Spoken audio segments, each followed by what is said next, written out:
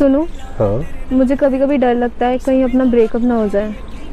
एक बात बोलूं तुम्हें, जिस रिश्ते में निभाने की चाहत दोनों तरफ से हो ना, वो रिश्ता कभी नहीं टूट सकता। तेरे नालो चली है ये कहीं गो नामो याद बार बार आवेला कि ये कहीं गो नामो याद बार बार आवेला।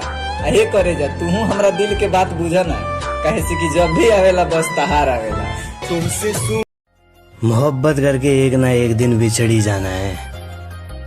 चलो शादी करते हैं, हमें रिश्ता लंबा निभाना है। कि जब तू सूट पहिर के गली से निकले लू तो पूरा गली में अंजोर हो जाला। कि जब तू सूट पहिर के गली में निकले लू तो पूरा गली में अंजोर हो जाला। आ तोहर मुस्कान में इतना जादू बाई करे जा कि तू रतियों में मुस्का देलू ना तब भोर हो जाला। जानते हो फिर भी अनजान बनते हो, इस तरह हमें परेशान करते हो।